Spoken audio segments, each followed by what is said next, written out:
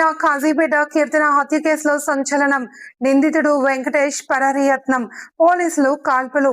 కడప జిల్లాలో సంచలనం సృష్టించిన కాజీపేట ఇంటర్ విద్యార్థిని కీర్తన హత్య కేసులో కీలక పరిణామం చోటు చేసుకుంది. ఈ కేసులో నిందితుడు వెంకటేష్ పోలీస్ కస్టడీ నుండి పారిపోయేందుకు ప్రయత్నించిన ఘటన ఉద్రిక్తతకు దారితీసింది. పోలీసుల సమాచారం ప్రకారం కస్టడీలో ఉన్న వెంకటేష్ అకస్మాత్తుగా పారిపోవడానికి యత్నించగా అతడిని అడ్డుకునేందుకు ప్రయత్నించిన ఇద్దరు పోలీస్ కానిస్టేబుల్ గాయాలయ్యాయి. ఈ క్రమంలో వెంకటేష్ పోలీసులపై దాడి చేసినట్లు తెలుస్తోంది.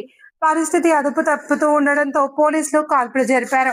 ఈ కాల్పుల్లో వెంకటేష్ కాలికి తీవ్ర గాయాలయ్యాయి. పరారీ యత్నంలోనే అతని కాలికి మరిన్ని గాయాలు అయినట్లు సమాచారం. గాయపడిన వెంకటేష్ ను తొలుత మైదుకూరు పోలీస్ స్టేషన్ నుండి స్థానిక ఆసుపత్రికి తరలించగా పరిస్థితి విషమంగా ఉండడంతో రాత్రి 12 గంటల ప్రాంతంలో కడప రిమ్స్ ఆసుపత్రికి తరలించారు.